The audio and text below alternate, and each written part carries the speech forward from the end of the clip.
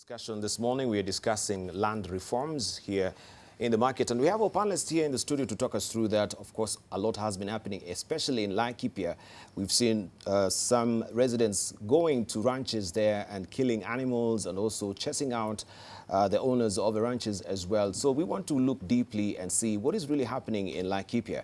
And as far as our progressive constitution is concerned, are we retrogressing when it comes to land reforms? How comes right now we've not really affected land reforms in this country? And I'm joined this morning by Honorable Nderitu Muriithi, who is an economist and also is an aspirant in Laikipia, running for governorship. Also, we have with us Steve Ouma, who is the CEO and Executive Director of Pamoja Trust. We have also Abdikadir with us, Abdikadir Khalif, who is the Commissioner from National Lands Commission. Also, we have with us Stephen Ambani, who is the CEO of Institute of Surveyors of Kenya. We have with us also Ibrahim Mwathane, who is the CEO of Land Development and Governance Institute. And also I've not left anyone, have I? I've mentioned all of you. Good morning. Yes, and George Wachiuri. George Wachiuri is the CEO of Optiven Holdings. Good morning, gentlemen. Good morning. Right, let's just begin from where we are. We can see court cases, also with Makto. Something is happening in Laikipia right now. Can we just begin with what is happening in Laikipia? Because a lot of wild animals also, they have been killed right now because people, all the herders, want to get pasture for their cattle as well. What is happening in Laikipia? Well, I think the big question is, or rather the big point is a breakdown of law and order. I mean, we have citizens moving on to others' property forcefully. Yes. And seemingly able to do so without any legal sanction, without any consequences. Mm-hmm. Just yesterday, you know, in the Miteta area, we had herdsmen moving on to smallholder farms. Yes. And engaging police in a battle when they were asked to leave these farms. The night before, we had herdsmen engaging police and in fact injuring a senior police officer outside Rumuruti. Now this circumstance has been going on for many months, and the laxity in enforcing the rule of law has only emboldened these herders. And many government agencies, you know, have done nothing, said nothing, and the citizens are often left, you know, to themselves. And the thing that you have to realize is that these herdsmen show up with an assortment of weaponry. You will find that the average herdsman is carrying an AK-47. Mm-hmm. Now, senior government officials have said, oh, look, we have contained the situation, the herdsmen should leave, and so on. But all those have been basically empty promises. Empty promises. And the circumstance continues. And as I'm telling you, just yesterday in Miteta area, and I think you've seen some of the reportage, you know, we had police exchanging fire with Pokot herdsmen, and ultimately police retreating. Right, and we understand also a police officer was actually, the OCPD was also shot at, and we want to know why. Not just shot at, he was wounded, seriously wounded, and had to be hospitalized and eventually evacuated to Nairobi. All right, let's hear from Mr. Khalif. First of all, why haven't we had anything from the National Lands Commission? You've remained mealy-mouthed about this. Thank you. This is a case of that has been simmering for a very long time, and Laikipia is not the only place where that is happening. This is happening in the Coast Province. It is happening in parts of the Rift Valley. We have been seeing incidences of lawlessness, as my colleague here has said. And I can tell you right now that we're kind of overwhelmed in this. And sometimes the law is not very clear on who is to do what, whether it is the ministry which is supposed to do that, or whether it is the National Land Commission, or whether it is even the county government, or even whether the community land law that has just been enacted has kicked in. So it is not very clear who has to do what, because the rules and regulations for all those acts that would have been governing these things have not been enacted by Parliament yet. Some of them are as old as 5 years old now, others just in. And you can see even in today's paper, the minister is just setting that mechanism in place. So it's not really clear who is supposed to do what. Sometimes there is an argument that this is private land, therefore the Commission has no mandate in that. Sometimes it is leasehold, therefore the Commission has something to do with that. We are not even very clear on this. The courts have addressed themselves to this variously, but none of the court rulings, including that one of the Supreme Court, has been implemented or respected by the institutions that should. So what we are tending to see as a public is, of course, there has been this toing and froing between the National Lands Commission and the Ministry of Lands as well. And this is what now has not effectively, been made known to the public. What role is the National Lands Commission's, and what is the role of the Lands Ministry as well? Because, as it were, with the amended bill, demanded the acts right now, it seems that you wanted also to claw back, some of the functionaries of the Ministry of Lands, isn't it? So, well, you, from as a commission, you felt first of all to educate the public, especially, as you say, people of Mombasa and Laikipia, on what really community or communal land is all about, the public land is all about, and private land is all about. I think it's very important for everybody in this country to understand the categories of land that we are dealing with. There is private land, there is public land, and there is community land. The law divided the whole country into these three categories of land. And each category has been each institution has been mandated to be dealing with one category of land. When we talk about private land, I am mostly talking about, we're almost talking about freehold land, farms and such other categories of land that are on freehold. When we are talking about leaseholds, then we are always talking about public land, because at one time land will have to came from government and will have to go back to land to the public. And when we talk about community land, it is the vast majority of land parcels in this country will belong to that category. And the law how to govern them has just come in. There was the old Trust Land Act, which has now been replaced by the Community Land Act, and that law has to kick in properly for us to be able to know who has to do what role the communities have, what role either the ministry or the commission has even to participate in the administration of those lands. All right, let's hear from Ibrahim. Are you surprised with this development that we're having right now in the Coast Province and Laikipia as well? Thank you, Debarl. First, I'm not the CEO, but a director and chairman of the Land Development and Governance Institute. Thank you. And I just want to add a different dimension that what's happening today has happened before, normally when we have drought. And what bothers my mind is whether we cannot try and have an arrangement where the pastoralists could acquire land use rights within private land for the times they wish to use a private land. Because you realize that, particularly in Laikipia and parts of the coast, Taita, Taveta, what happens is that when there is immense drought in the pastoral areas, people move their stocks of cattle to private ranches and other private land.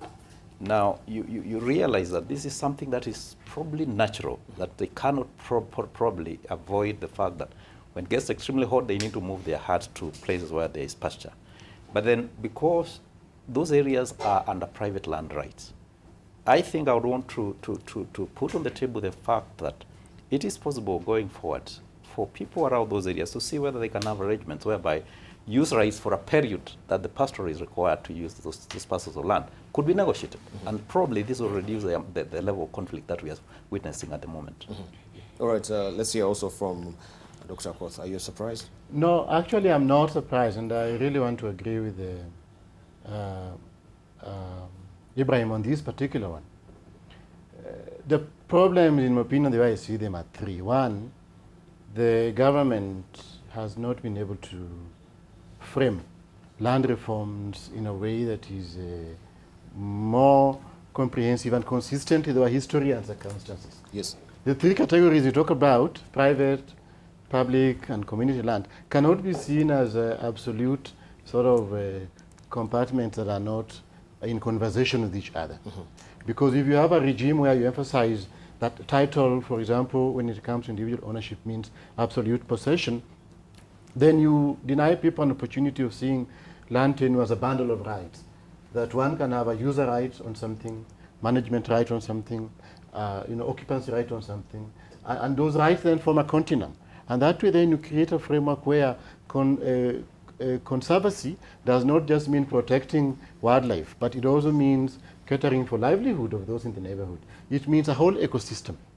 But most important, which is what is lacking, is that this is not a mere act of lawlessness. It is an act of unmet expectations. Because pastoralists have a right to livelihood, they have a right to access pasture. Yet, we must also say, like my colleague said in the beginning, that it's a very bad trend. If allowed, you'll go to what you saw in Zimbabwe, where people then say, look, the system is not working for us, so we'll go for it using sort of our own informal models, and that creates complete anarchy. So I think what we need to return to is back to the question of what should real land reforms mean in terms of addressing historical injustice and in terms of creating security of tenure in a manner that promotes coexistence, in a manner that promotes sharing of the available natural resources. But how providential it is that it is happening right now, that when we are getting up towards general election is when we're actually experiencing this, right? Is this incident in Laikipia being politicized? Because we're given to understand also some members of parliament have been inciting the people on the ground, telling them that is their land, that the lease had ended and they should get back their land. Let's hear from Stephen. Yes, Debarl. The truth is, what informed land reforms in this country is what we have seen in the past. Towards general elections, people fight, and the issue that usually comes out is about land. And this is what informed the Agenda 4 during the negotiations after the post-election violence. Yes. This is what informed the new in the new constitution, that land reforms was a major part, and this is well captured in Chapter 5 of this new constitution. So, given that the new constitution, yes, recognizes the rights, private rights, but we are saying that, as usual, what will help us in this country is to live as brothers and sisters. There could be laws, but when there's drought, as Ibrahim put it, when there's drought, if for example, it's raining on your brother, you'll not tell him that you cannot come to my house because it's this your house. You should consider your brother. So yes, politics could be in. This is what informed the land reforms, and we should look for a way of addressing this to conclusion so that we don't leave it hanging. So I believe if with the enactment of the new rules and regulations after the new acts, some of these things will fall into place. All right, let's say from George Wachiuri. First of all, you've been a victim also of, let's say land reforms when it comes to the sanctity also of title deeds as well, because you've lost a colossal sum of money because of dubious title deeds as well. Experientially, you can tell us, and in light of also of land reforms, do you think as a country we've made any progress? We tout ourselves to be having a very progressive constitution. I think for us on the private sector, it's a big worry when we see the citizens going to private farms and accessing it and using it without any rights. Yes. And for me, I think we have our institutions that must really wake up, and I'm happy that they are here. People like National Arts Commission and the Ministry of Land, Housing and Urban Development. They have to create awareness. What does it mean by community land? Kenya today, 68.2% is community land. Yes. So what you're talking about, the private land, is about 32%.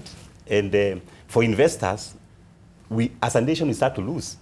Last week, they were talking about the loss of 2 billion. So you scare away the investors. So as a people of Kenya, as institutions, we must create awareness. And we have a very good policy, national lands policy. Yes. It's fantastic, and it was enacted adopted in 2009. So if we can only implement it, let me tell you, the issues, the problems we are seeing today are not there. So we are the people, the institutions must take their part, not passing the buck to others. And once we do that, we are going to experience, to have confidence as investors that I can go to Laikipia, put an investment there without worry. Right now, as an investor, I'll be a bit worried to put money in Laikipia. So we must be very careful as politicians, as a people, as community, because we are destroying the future. We are destroying the future. Yes. And this issue of lease extension, first of all, I think you had earlier given out a notice, and I think the Institute of Surveyors also came on board and said they are really taking issue with the fact that the National Lands Commission had given notice to the public on illegal land leases. The Institute, you said, Chairman, that this particular notice had created panic among the public and other stakeholders, and it's meant to punish them for innocently following the due process when applying for lease extension. And all we are having here now is a confusion that we have on the lease extension. What really happened in Westland, where we saw a house being razed down by bulldozers, was really unwarranted. And you are actually slow on the uptake to come and react on that particular issue as well. First of all, that there was a residual, what they call the residual, what is it? The residual... Preemptive. Yes, the residuals? Preemptive rights. Yeah, the residual preemptive rights. And I think the family had applied for the residual preemptive right. Why were they denied that, and how comes their house was razed down by the government? This is a very, thank you for asking. This is a very interesting question, and I think we should not be afraid of addressing that kind of matter openly, frankly, and directly. I agree with what my colleague said about this, the private sector getting scared. And my other colleague from ISK says in his statement, which I also read, that our notice is scaring, but creating panic. Yes. It is not our notice that is causing trouble. It is the processes through which those things are done that have caused a problem. All we are saying and telling Kenyans is that that process is faulty, that it is not going to stand, the courts will come after it, and they have actually indeed done that, and that the sooner we stop doing those things, the better. We cannot hide from the fact that what is going on is totally irregular, and the kind of thing that happened in Westlands is evidence to what is going on. And as far as the extension of leases are concerned, that family applied for an extension of lease, and they were granted by the local authority long time ago, and it's only the ministry that did not finish the process. It is due to the corruption that is rampant in the sector that stopped them from going all the way, and instead of giving it to them, and as they will be, the law would require as a preemptive right, it goes to somebody else totally irregularly. And that's not the only thing that, the only case that is out there. There are multitudes of cases out there. We know that Nairobi was settled just about 100 years ago, and all those 99-year leases are expiring about now, and that is why this sector is in such trouble. People think that as soon as the lease belonging to one person expires, then anybody else has the right to go and just grab it and make it his or her own. That is not the case. There is preemptive right. If the land is being used properly, it only can be taken away from them if the government and the public actually needs to use that land. In this particular case, it did not happen, and therefore it was totally irregular, and it is the responsibility of the National Land Commission to say what the law says and to educate Kenyans on what the law actually requires. Okay. Had this particular family renewed for, the renewal of their lease? The owners of the former occupiers? Yes. The process was never completed. We are doing that right now. The question is, had they actually renewed that particular lease? They did not. They were denied that lease, and somebody else was given, totally in disregard of their preemptive rights. So this was actually in contravention of what we have in the Constitution? Yes. So how have they been compensated? For the demolition? Yes. The matter is in court. It is not. It is making its way through the courts. As far as I know, they have not been compensated yet. But the giving back land to them, that has been done by the commission. By the commission? Yes. All right, but this is very, very consternating that in a country where you have a property and you've actually stayed there for over 30, 40 good years, that one day you don't have the security also and the sanctity of your title deed, that somebody else will come and actually raise it down. And this is predicated because of the war between the National Lands Commission and the Ministry of Lands. And this is what actually the Institute of Survey was saying regarding this, that all this is because of your wars. Isn't that so, Stephen? Yeah. Actually, our position was that the National Land Commission and the ministry need to work together and make sure that Kenyans believe in the title, in this title to land. And we are saying that Kenyans out there, investors, want to believe that Kenya is a good country to invest in. Sure. We are a young country. We need investors. So if we go out there, for example, and say, these titles are illegal, what are we telling investors? Yeah? So these are things we need to discuss in-house and get solutions. You've seen it happening. A case comes out there in the public. Yes. We are told 2 people, 3 people have title to the same piece of land. Then our colleagues here, there in the National Land Commission, the ministry, tell these people, bring your documents, we look at them, so that we can tell who is the rightful owner. Yet in a properly working arrangement, the issue is it's the government which guarantees title. So when there is any issue, when there is doubt, you should go there and they tell you, this land belongs to Debarl. This one belongs to Mwathane. Know that, bring your documents, and let's look at them and tell you who owns what. So what we are saying is, going forward, we should sit together as Kenyans, get a solution, and make sure that our titles are secure, yeah, and that they can be trusted by all Kenyans and investors at large. So that was our position. All right, okay, let's just start for it. We'll come to you, Khalif. Yeah. Well, first of all, the whole point of government, the whole purpose of government is to protect my life and my property. Otherwise, there is no point to government. You're right. Yeah, it's very simple and straightforward. Now, what I'm asking you, and it's not about confusion between private and communal land and so on. It's nothing like that at all. Yes. What I'm asking you is this. A pastoralist comes to a fellow in Meteta with your 2 acres or 3 acres. He has a big gun over you saying, I'm going to graze my cattle here, whether you like it or not. That's what we have. Lawlessness, disregard for the rule of law, and a government that is unwilling to protect my rights.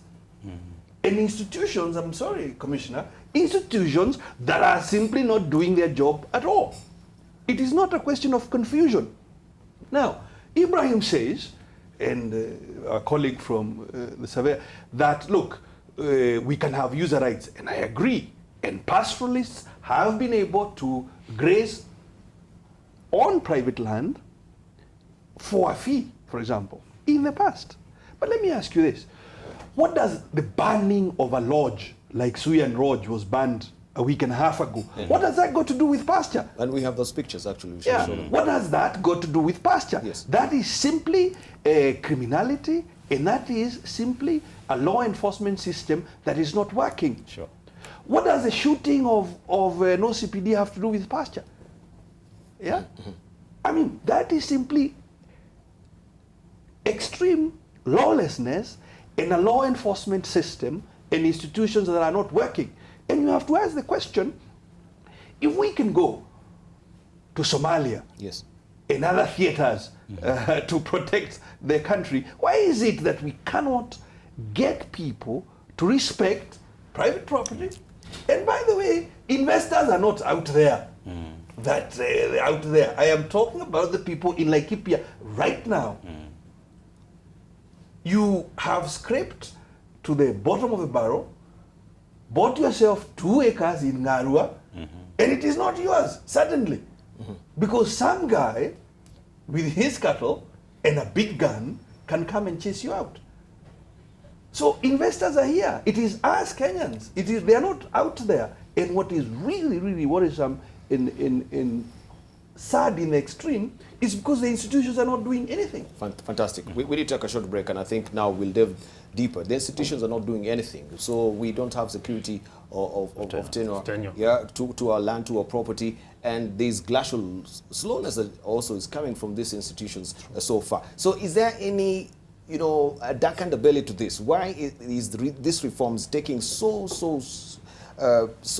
long to be effected in this country? Right? We talk about also the digitization of the Ministry of Lands when it comes to registration.